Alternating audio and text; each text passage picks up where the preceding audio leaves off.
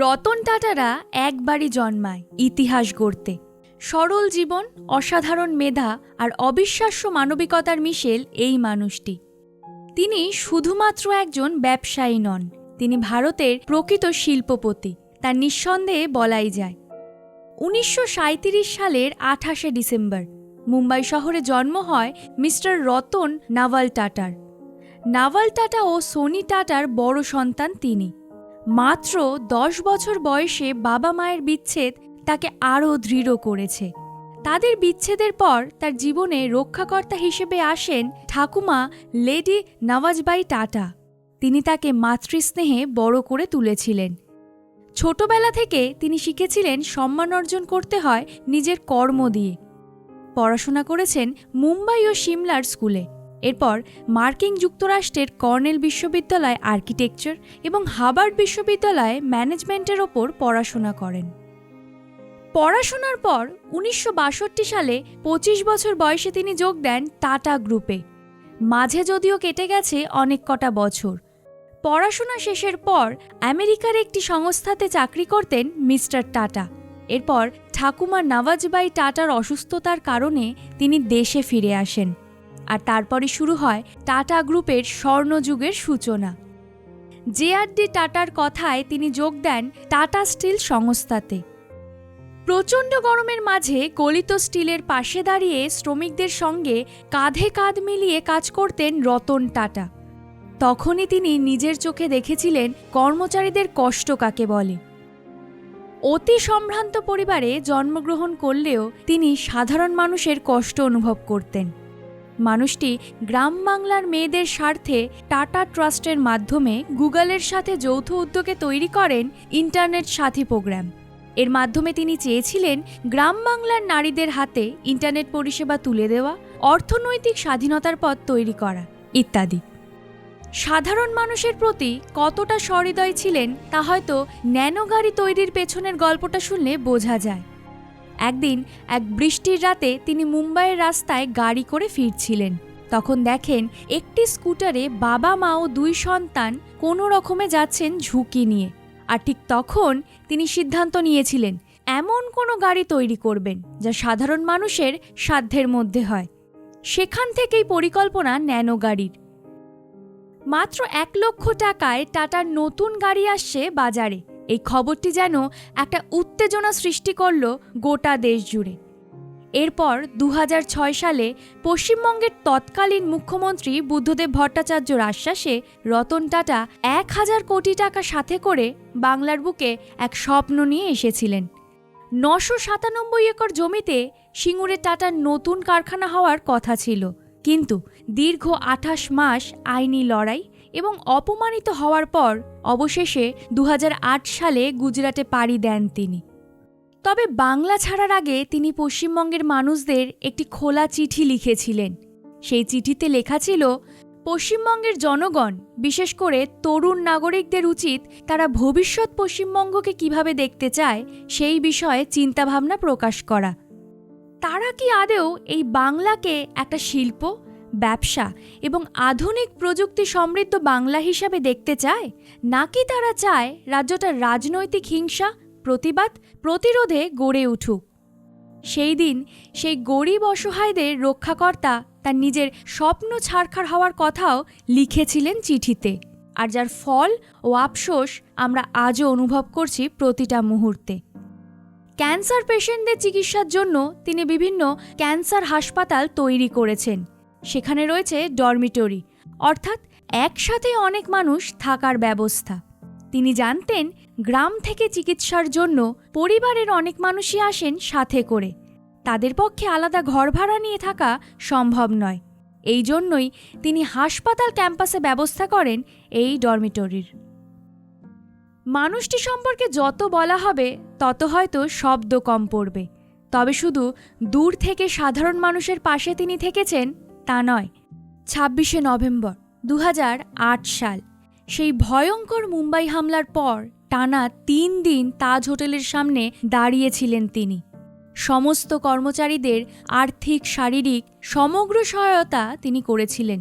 হামলার কয়েকদিন পরেই তৈরি করেছিলেন তাজ পাবলিক সার্ভিস ওয়েলফেয়ার ট্রাস্ট। এই ট্রাস্ট নিহত পরিবারদের পেনশন দেয়, আহত কর্মীদের আজীবন চিকিৎসা করে। শুধু তাই নয়, হামলায় যে সমস্ত কর্মীরা বেঁচে ফিরেছিলেন তাদের জন্য তিনি তাজের মধ্যে রেড কার্পেটের আয়োজন করেছিলেন। নিহতদের পরিবারের সামনে তিনি হাততালি দিয়ে সকলকে অভিনন্দন জানান। হ্যাঁ, এমনই ছিলেন রতন টাটা, যার মর্মস্পর্শী আচরণ আজও আমাদের মনে দাগ কেটে যায়। ব্যবসায়িক স্বার্থের ঊর্ধ্বে গিয়েও তিনি তার কর্মচারীদের জন্য চিরকালই ভেবেছিলেন। মানুষটি শুধু মানুষদের জন্য করেননি, অদম্য ভালোবাসতেন কুকুরদেরও। একবার প্রিন্স চার্লস তাকে লাইফ টাইম অ্যাচিভমেন্ট অ্যাওয়ার্ড দিতে চেয়েছিলেন, তাই তাকে সুদূর ব্রিটেন থেকে আমন্ত্রণ জানিয়েছিলেন। কিন্তু সেদিন তার পোষ্য ট্যাঙ্গো অসুস্থ থাকায় তিনি জানিয়েছিলেন তিনি যেতে পারবেন না। তার জন্য তিনি ক্ষমা প্রার্থী। আসলে ট্যাঙ্গো তার কাছে তার বাড়ির সদস্যের মতো, তাই তার কাছে থাকাটা তার সবথেকে বেশি জরুরি। প্রিন্স চার্লস সমস্ত ঘটনা শুনে মুগ্ধ হয়ে বলেছিলেন, দ্যাটস আ ম্যান। মিস্টার টাটার গোয়া নামে আরও একটি কুকুর ছিল। সে এতটাই পাংচুয়াল ছিল যে প্রতিদিন ঘড়ির সময় অনুযায়ী ঠিক সকাল 8:45-এ বম্বে হাউস থেকে বেরিয়ে এলফিনস্টন বিল্ডিংয়ে গিয়ে লিফটের বাইরে মিস্টার টাটার জন্য অপেক্ষা করত। তিনি সারমেয়দের এতটাই ভালোবাসতেন যে তাদের জন্য তিনি বম্বে হাউসে আলাদা ঘর পর্যন্ত তৈরি করেছিলেন। মুম্বাইয়ের তাজ হোটেলে সারমেয়দের প্রবেশে কোনো বাধা নেই, কারণ একদিন হোটেলের বাইরে তার এক বন্ধুর কুকুর বৃষ্টিতে ভিজছিল। তখন হোটেলের নিরাপত্তা রক্ষী ছাতা নিয়ে কুকুরটির মাথায় ধরে তাকে রক্ষা করছিল। রতন টাটা সেটি দেখে আর তারপরে সেই নিরাপত্তা রক্ষীকে নিজে গিয়ে ধন্যবাদ জানায়। এরপর থেকে হোটেলের গেটের বাইরে লেখা রয়েছে, dogs are our guest as well. এরপর 2012 সালে চেয়ারম্যান পদ ছাড়ার পরেও তিনি থেমে থাকেননি। বয়স হলেও কাজের প্রতি তার ভালোবাসা কমেনি। কাজের প্রতি অদম্য ডেডিকেশন তাকে আকাশ ছুঁতে সাহায্য করেছিল। তিনি নতুন উদ্যোক্তাদের পাশে দাঁড়িয়েছিলেন অ্যাঞ্জেল ইনভেস্টর হিসেবে, যেমন ওলা, পেটিএম, মোটোপস আর লেন্সকার্ট। তিনি তৈরি করেন R&T ইনভেস্টমেন্ট। এটি নতুন উদ্যোক্তাদের জন্য ছিল একটি বড় সহায়তা। তিনি তাদের বলতেন, do the right thing, stand by the right thing. একাধারে তিনি ছিলেন টাটা গ্রুপের অন্যতম পাথেয়। 1991 সালে যখন তিনি টাটা সানসের চেয়ারম্যান হিসেবে দায়িত্ব নিয়েছিলেন, তখন সেই বিশাল সাম্রাজ্য ছিল ছড়িয়ে ছিটিয়ে থাকা আলাদা আলাদা কোম্পানির সমষ্টি। প্রত্যেকটা কোম্পানি নিজস্ব নিয়মে চলত। কিন্তু রতন টাটা জানতেন, একটা ব্র্যান্ড গড়তে গেলে সবাইকে এক ছাদের নিচে আনতে হবেই। তিনি প্রথমবার টাটা ব্র্যান্ড আইডেন্টিটিকে এক ছাদের নিচে আনেন এবং শুরু হয় টাটা গ্রুপের এক নতুন যুগ। সাল 2002, মিস্টার টাটার উদ্যোগে প্রথমবার ভারতে আসে দেশীয় গাড়ি টাটা ইন্ডিকা, যার 90% পার্টস ভারতেই তৈরি। ইন্ডিকা প্রমাণ করেছিল ভারতও বিশ্বমানের প্রযুক্তি তৈরি করতে সক্ষম। এরপর 2008 সালে টাটা মোটরস কিনে নেয় জাগুয়ার এবং ল্যান্ড রোভারকে। এটি ছিল রতন টাটার একটি মধুর প্রতিশোধ, কারণ একবার ফোর্ড কোম্পানির চেয়ারম্যান বিল ফোর্ড রতন টাটাকে আমেরিকার একটি মিটিংয়ের জন্য ডেকে পাঠান। আর সেই মিটিংয়ে গিয়ে রতন টাটা বুঝতে পারেন তাদেরকে এখানে ডাকা হয়েছে শুধুমাত্র অপমান করার জন্য। সেদিন রতন টাটা মিটিং ছেড়ে চলে এসেছিলেন। এরপর 2008 সালে ফোর্ড কোম্পানি প্রায় নিঃস্ব হয়ে যাওয়ার মতো উপক্রম।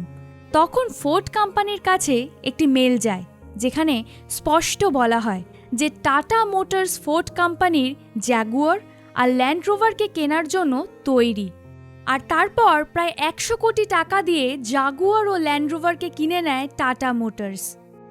যে বিল ফোর্ড একসময় রতন টাটাকে অপমান করেছিলেন, তিনি পরে রতন টাটাকে বলেছিলেন, আপনি জাগুয়ার আর ল্যান্ড রোভারকে কিনে আমাদের উপকার করলেন। পুরনো অপমানের জবাবে তিনি শুধু বলেছিলেন, থ্যাংক ইউ। হ্যাঁ, এমনটাই ছিলেন মিস্টার টাটা। আর আজ এই JLR বিশ্বের অন্যতম লাভজনক অটোমোবাইল ব্র্যান্ড। অন্যদিকে 2000 সালে টাটা টি কিনে নেয় ব্রিটিশ ব্র্যান্ড টেটলিকে। ভারতীয় কোনো কোম্পানি প্রথমবারের মতন ব্রিটিশ ব্র্যান্ড অধিগ্রহণ করে। এটি ছিল ভারতের কর্পোরেট ইতিহাসে এক অভূতপূর্ব ঘটনা। রতন টাটা শুধু একজন ব্যবসায়ী নন, তিনি সাধারণ মানুষের জন্য যেভাবে দুঃসময়ে পাশে দাঁড়িয়েছেন তা হয়তো অবিশ্বাস্য। একবার এক সাক্ষাৎকারে একজন সাংবাদিক তাকে প্রশ্ন করেন, আচ্ছা, আপনার কাছে সাকসেস কি? তিনি উত্তরে বলেন, রাতে ভালো ঘুম। 2024 সালের 9ই অক্টোবর রাত 11:30 মুম্বাইয়ের ব্রিচ ক্যান্ডি হাসপাতালে শেষ নিঃশ্বাস ত্যাগ করেন রতন টাটা। দেশ জুড়ে শোকের ছায়া নেমে পড়ে। সোশ্যাল মিডিয়া ভরে যায় কোটি কোটি মানুষের শ্রদ্ধাঞ্জলিতে। জাতি ধর্ম নির্বিশেষে সাধারণ মানুষের চোখে জল ছিল মিস্টার রতন নাভাল টাটার চলে যাওয়ায়। রতন টাটা শুধু একজন শিল্পপতি নন, তার মূল্যবোধ, দর্শন সাধারণ মানুষের জীবন বদলে দিতে পারে।